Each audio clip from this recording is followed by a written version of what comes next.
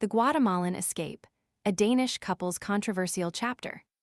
Flemming Hansen and Mette Helbæk, the Danish chef couple who sparked outrage by abandoning their Swedish eco-resort, Stedsons, are finally addressing the firestorm of criticism surrounding their abrupt departure.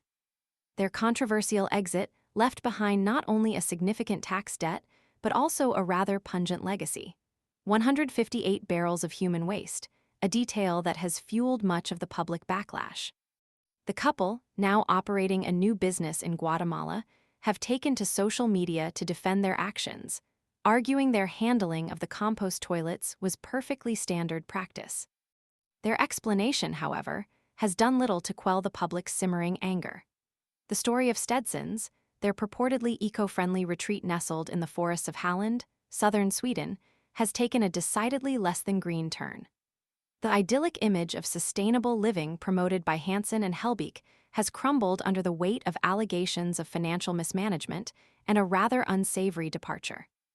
The deserted resort, with its lingering reminder of the couple's hasty retreat, stands as a stark symbol of their controversial actions. The couple's defense centers around their claim that the composting toilet system was commonplace in rural Sweden. In a social media post, they asserted, "For people in rural Sweden, it's a very normal thing." This statement, however, has failed to resonate with critics who point to the sheer volume of waste left behind and the apparent lack of consideration for the environmental impact, a stark contradiction to the eco-friendly ethos they previously championed. The sheer scale of 158 barrels, a visually striking representation of their alleged negligence, has overshadowed their attempt at a simple explanation. Beyond the unsavory details of the abandoned waste, the couple's financial woes form another layer to this complex saga.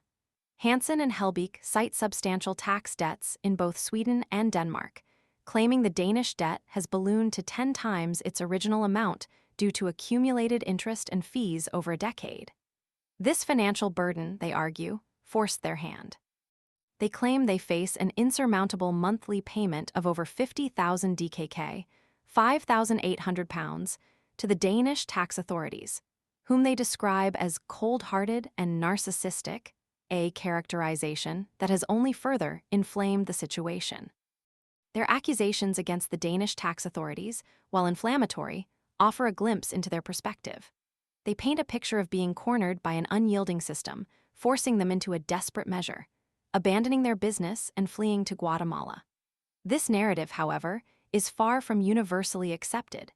Many remain unconvinced by their justifications, highlighting the lack of transparency and the apparent disregard for the responsibilities they held as business owners and taxpayers. The stark contrast between the idyllic vision of Stedsons and the reality of its demise has captivated the public.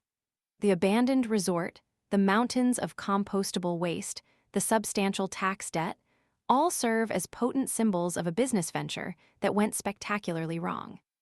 The couple's escape to Guatemala, far from resolving the situation, has instead intensified the scrutiny, transforming them into a cautionary tale of ambition, mismanagement, and a controversial flight from responsibility. Their narrative, laden with accusations and self-justifications, has only served to deepen the public's skepticism, raising serious questions about their conduct and the true nature of their eco-conscious branding. The story of Flemming Hansen and Mette Helbæk serves as a reminder that even the most idyllic facades can hide less than sustainable realities. The lingering questions surrounding their actions continue to fuel public debate, and the legacy of Stedsons remains firmly etched in controversy. The Guatemalan sun may shine brightly, but the shadow of their past actions continues to follow them.